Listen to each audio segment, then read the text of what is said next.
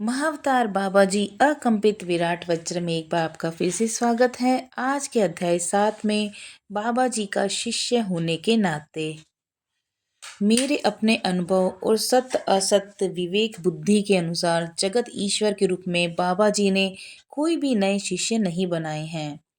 अंतिम 2 शिष्य जो उन्होंने स्वीकार किए योग अवतार लाहड़ी महाशय एवं ज्ञान अवतार श्री युक्तेश्वर थे, जिन्होंने अपनी देह को प्रकाश में रूपांतरित कर लिया था।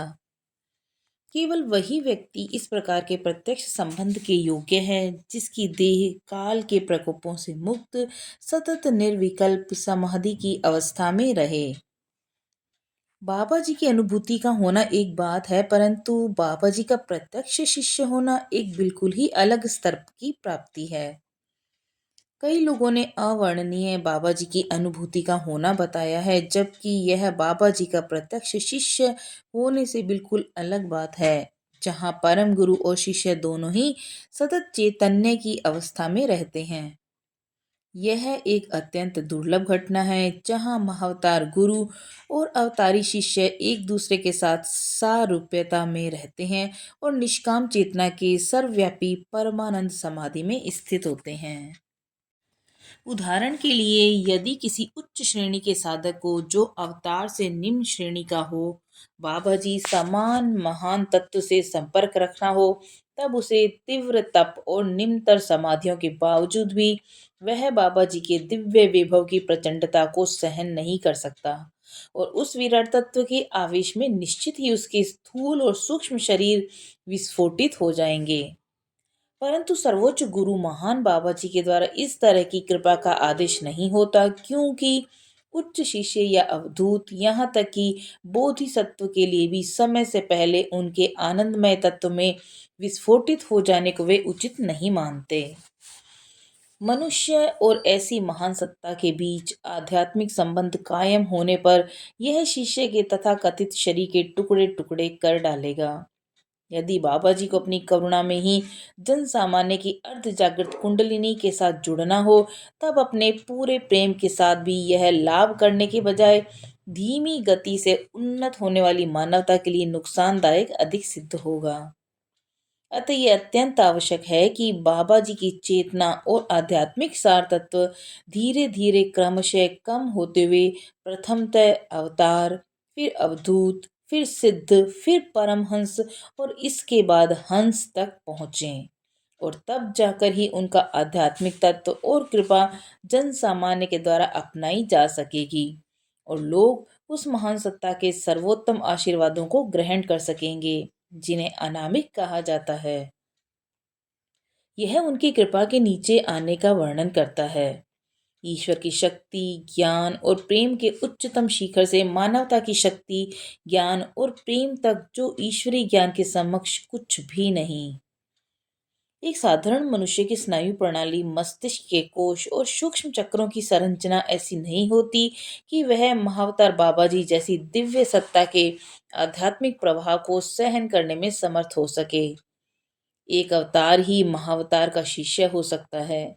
इससे निम्न कोटि का कोई भी व्यक्ति महज अपनी कल्पना की उपज में खोया रह सकता है, क्योंकि वास्तविकता में यदि किसी मनुष्य पर दिव्य विद्युत का प्रहार हो जाए और भले ही वह कितना ही प्रेमपूर्ण और धीरे से किया गया हो, तब उस मनुष्य का शरीर नष्ट हो जाएगा, तब तक कि वह बुद्ध, जीसस, भर्तहरि नाथ और लाहड़ी माशे के समान अवतारी चेतना के दिव्य गुणों वाला न हो, जो बाबा जी की महाशक्ति को सहन करने में समर्थ हो।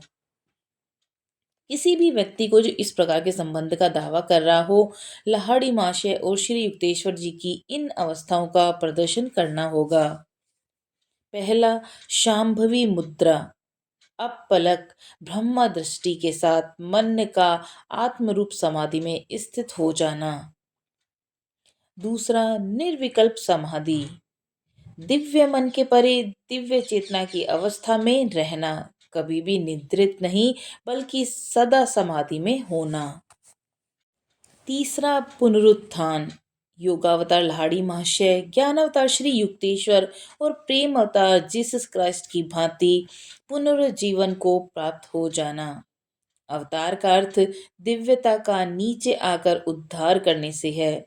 उपरोक्त तीनों विभूतियां क्रमशः योग, ज्ञान और प्रेम के अवतार हैं। जब कोई मनुष्य यह कहता है कि उसे बाबा जी का प्रत्यक्ष अनुभव हुआ है, तब उसका यह कहना लोगों की समझ में नहीं आ सकता और इस बात की सच्चाई को सिद्ध करने का कोई तरीका भी नहीं है। केवल वही व्यक्ति अपने अंतर मन में यह जानता है कि वह क्या कह रहा है और बाबा जी ही उसके कर्मों के अनुसार अंतिम न्याय करेंगे। बहुतेरे लोगों को इस महान सत्ता के दर्शन, भेंट, आशीर्वाद और मार्गदर्शन प्राप्त हुए हैं। ये संभव है और सच भी हो सकता है, लेकिन बाबा जी और मरण धर्मा मनुष्य के बीच का आध्यात्मिक अंतर इतना अधिक है कि इस परिमाण का छोटा सा भी आध्यात्मिक अनुभव योगी को कई दिनों और महीनों तक स्तब्ध किए रह सकता है। फिर भी एक अत्यल्प आशीष भी उन समस्त आत्माओं पर महान कृपा करेगा जिन्होंने बाबा जी को देखा है अथवा नहीं देखा है, और उससे वे आध्यात्मिक प्रगति के मार्ग पर अपने अंतिम निर्वाण मोक्ष की ओर उन्नत होंगे, जो स्वयं बाबा जी हैं। यह दुखद किंतु सत्य है कि मनुष्य का स्वभाव अपनी सीमाओं को लांघने की कोशिश करना है और किंडरगार्टन करने से पहले पीएचडी करने का है। दर्शन होना एक बात है, लेकिन जिसके बारे में कुछ कहा ही नहीं जा सकता, ऐसी दिव्य सत्ता की अलौकिक आभा में निरंतर स्नान करना एक बिल्कुल ही दूसरी घटना है। यद्यपि वे हमसे भी समीप हमारी श्वास के जीवन को ये अंतर्निहित चेतना की दिव्यता है, फिर भी हम सभी को पूरी सच्चाई के साथ ये आत्मविश्लेषण करना होगा कि हम बाबा जी के साथ संबंध के मामले में किस स्तर पर आते हैं। हमारा अस्तित्व उनके होने का प्रमाण है। वे पूर्ण रूप से हमारे भीतर हैं, लेकिन हमने स्वयं को बाबा जी से कितना प्राप्त किया है, प्रश्न यही है। इस बात को आगे स्पष्ट रूप से समझते हैं कि हमारा उनका हमारे भीतर होना और हमारा उनके भीतर न होने के सही सही मायने क्या हैं। इसका यह तात्पर्य है कि बाबा जी की परम आत्म चेतना हमारी आत्माओं का सार तत्व है और ब्रह्मांड के समस्त चर अचर प्राणियों के भीतर वे उनकी गतिशील चेतना के रूप में स्थित हैं। परंतु हम सब में रहने वाले बाबा जी की ये परमात्म चेतना हमारी बुद्धि, मन और भावनाओं की विभिन्न परतों से ढकी हुई है। हम स्वयं की पहचान अपनी देह, मन और भावनाओं के द्वारा करते हैं, जो हम नहीं हैं, न कि हमारे अस्तित्व की सत्यता से, जो बाबा जी की चेतना है, जो संसार को परम आत्म चेतना की ओर ले जा रही है, जिसे हम शब्दों की कमी के चलते ईश्वर या भगवान बुलाते हैं। अब जैसे जैसे हम क्रिया योग के अभ्यास और दूसरे आध्यात्मिक मार्गों के द्वारा अपने अन्नमय, प्राणमय और मनोमय शरीरों को, स्थूल परतों को शुद्ध करते जाते हैं, तब अनेक वर्षों और अनेक जन्मों के अभ्यास के पश्चात हम अपनी आत्मा का क्षीण प्रकाश देखना शुरू कर देते हैं, जिसकी आत्मा मैंने बाबा जी को कहा। जैसे जैसे हम मेरुदंड के पथ में और भी ज्यादा चलने लगते हैं, अपनी देह, मन, आत्मा रूपी दर्पण को परिशुद्ध और साफ करते चलते हैं, तब हमारी आत्मा की ज्योति, जो बाबा जी का मंदिर है, अपनी आभा में भीतर से बाहर चमकने लगती है और हम बाबा जी की परम चेतना में अधिकाधिक हिस्सा लेने लगते हैं और स्वयं की देह, मन, बुद्धि के रूप में कम से कम पहचान करने लगते हैं। अतः जब मैं ये प्रश्न आपसे पूछता हूँ कि बाबा जी हमारे अंतर्निहित चेतना की भी आत्मा है, लेकिन हम बाबा जी में कितने पाए जाते हैं, तो इसका यही तात्पर्य होता है। अतः योग की स्थापना करने वाले अपने पूर्वजों से प्राप्त योग और ध्यान की अमूल्य आध्यात्मिक विरासत के द्वारा हम स्वयं की अपने सत अस्तित्व के साथ अधिक से अधिक पहचान कर पाएंगे, जो परम चेतन स्वरूप बाबा जी हैं, और अपनी देहिक आकृतियों, वासनाओं और मानसिक आदतों के साथ कम से कम होते चले जाएंगे। क्रिया योग के अभ्यास के द्वारा जब हम अपनी भौतिक इच्छाओं और ग्रंथियों को विदा करने लगते हैं, तब हम बाबा जी की परम चेतना में अधिकाधिक जीने लगते हैं, क्योंकि बाबा जी हमसे इस कदर समीप हैं कि वे हमारे सच्चे अस्तित्व का सार तत्व हैं। और फिर भी उनसे मिलने और उन्हें देखने के लिए हमें इतना महान प्रयत्न करना पड़ता है। वे समीपस्थ और दूरस्थ कहे जाते हैं, और इसलिए मैं आप सभी को यह प्रश्न करने के लिए प्रोत्साहित करता हूँ कि बाबा जी हम सब के भीतर हैं, लेकिन हमने स्वयं को बाबा जी में कितना पाया है। बाबा जी के दल में 8वें स्तर के अति उच्च दीक्षित आते हैं, जिन्हें अग्निश्वत्थ ऋषि कहते हैं। ऐसे हैं उनके शिष्य। यदि हम उन्हें इस प्रकार संबोधित कर सकते हैं, तो अपने पदानुक्रम में 33 की संख्या में, अपने भव्य शरीर रूपी वस्त्रों में, मनुष्य के आकलन से बहुत परे 18.5 करोड़ वर्ष पूर्व उनके दिव्य रूप इस पृथ्वी पर ईश्वर की आत्मा को मनुष्य तत्व से मिलाने के लिए प्रकट हुए और वर्तमान श्वेत 12 कल्प के प्राथमिक आध्यात्मिक पदानुक्रम का निर्माण किया। यदि भारत के प्राचीन ग्रंथों का सावधानी पूर्वक अध्ययन किया जाए, तो हम पाएंगे कि इन समस्त महान आत्माओं के नाम, उनकी पहचान और उनके आने का समय इनमें दिया गया है। ये महान उपस्थितियां जन्म और मृत्यु से परे हैं। जब हम उनके बारे में कहते हैं कि वह मृत है, और सामने देखो वे जीवित हैं और किसी दूसरे स्थान पर प्रकट हो जाते हैं। ये महान सत्ताएं कभी मरती नहीं, क्योंकि उनका कोई जन्म भी नहीं। यहाँ उन कुछ महान अग्निश्वत्थ ऋषियों का विशेष उल्लेख करना आवश्यक है, जो आध्यात्मिक पदानुक्रम में ग्रहीय और सौर देवताओं के समान बुलंद ऊंचाइयों पर स्थित हैं। इनके अंतर्गत आते हैं सनत कुमार, जो भगवान शिव के पुत्र कार्तिकेय को दर्शाते हैं, और प्रधान देवदूत माइकल के समकक्ष हैं, जो ईश्वरीय मुख वाले देवदूत हैं। दूसरे अग्निश्वत्थ ऋषि के हैं सनक, जो गणपति हैं, समस्त मेजबानों के भगवान और सभी मंगल कार्यों का प्रतिपादन करने वाले हैं। जो पाश्चात्य नामावली इनमें प्रतिपादन करने वाले प्रधान देवदूत गैब्रियल के नाम से जाने जाते हैं। फिर हमारे पास हैं सनंदन, इसके बाद सनत सुजाता, फिर आते हैं पंचशिका, फिर कपिल और रिबु। ये सप्त अग्निश्वत्थ ऋषिगण ईसाइयत में ग्रहीय देवता न होकर सप्त दिव्य प्रधान देव रूपों के अनुरूप हैं, और इन दिव्य अवतारों के अ, यथारूप वर्तमान में उपलब्ध नहीं है। तत्पश्चात आती है उच्च अनुग्रह प्राप्त कौमार्य की प्रकाश स्वरूप उमानाथ, जो महान दिव्य जीवन बल ऊर्जा कुंडलिनी का मूर्ति रूप है, और जिन्हें माता जी भी कहा जाता है। शिव की अर्धांगिनी महान योगेश्वरी उमानाथ को माता जी भी कहा जाता है। वे बाबा जी के साथ एक हैं, और साथ ही साथ अपनी दिव्य पारलौकिक कुंडलिनी के गतिशील स्वरूप को अभिव्यक्त कर रही हैं। वे 8वें स्तर के अग्निश्वत्थ ऋषियों के साथ भी कार्यरत हैं, ताकि अंतिम मोक्ष की प्राप्ति के लिए मानवीय चेतना का उत्थान हो पाए। इसके बाद आते हैं महान आदि गुरु शंकराचार्य, जिन्हें शिव गोरक्ष बाबा जी ने अद्वैत के उच्चतम विज्ञान और आध्यात्मिक उत्थान को प्यासी मानवता तक पहुंचाने का आदेश दिया। इन अत्यंत उन्नत सत्ताओं में दूसरे हैं महान दत्तात्रेय, जिन्होंने इस पृथ्वी को अद्वैत दर्शन और तंत्र योग को गुप्त विज्ञान प्रदान किया।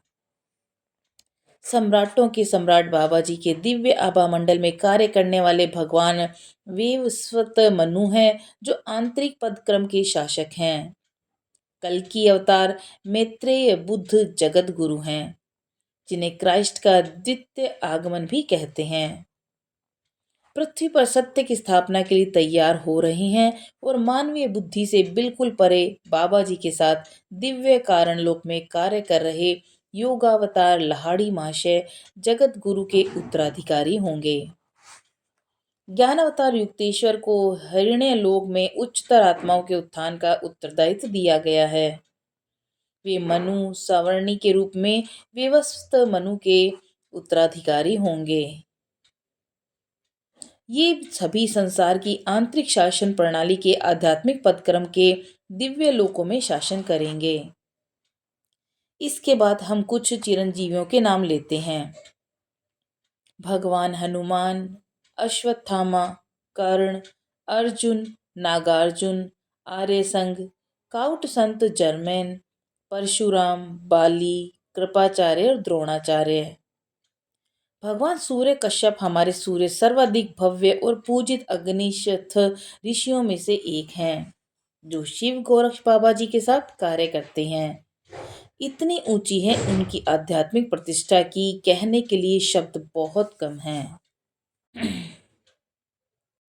ये स्मरण रखना जरूरी है कि जब भी कोई आध्यात्मिक अर्थों में बाबा जी का शिष्य होने का दावा करता है, तब उसकी कुंडलिनी बाबा जी की दिव्य कुंडलिनी के साथ सतत रूप से जुड़ी हुई होनी चाहिए।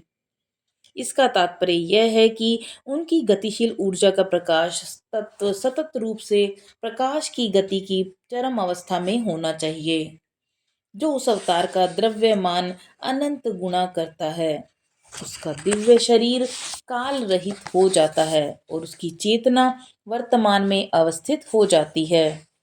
जब इस प्रकार के सारूप्य संबंध की स्थापना होती है, केवल तभी कोई शिष्य बाबा जी के साथ एकता को महसूस कर सकता है, जिनका केंद्र सब ओर है और जिनकी परिधि कहीं भी नहीं है।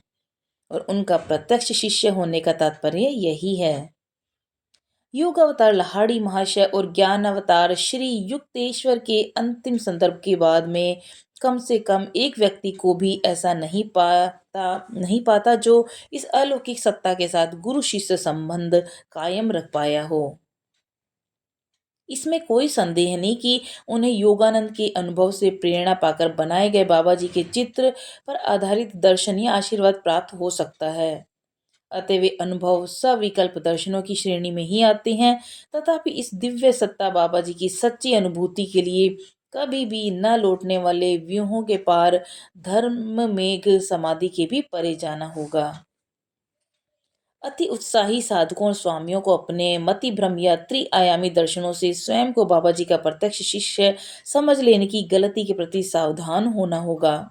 उन्हें अपनी स्थिति का अनुपात स्वयं समझने की आवश्यकता है।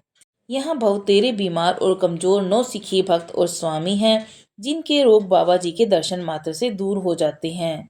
ऐसा होना उन्हें इस दिव्य अवतार के शिष्य होने योग्य नहीं बनाता, लेकिन उन पर यह कृपा जरूर करता है कि वे अपनी आध्यात्मिक यात्रा को जारी रखकर परम पद की प्राप्ति करें, जो स्वयं बाबा जी ही हैं। मुझे यहाँ यह भी बताना है कि निश्चित ही यहाँ दूसरे बाबा जी भी हैं, जिनके विषय में लोगों ने लिखा है। कुछ मनुष्य हैं, कुछ सच्चे ऐतिहासिक लोग हैं और कुछ पूरी तरह से काल्पनिक हैं।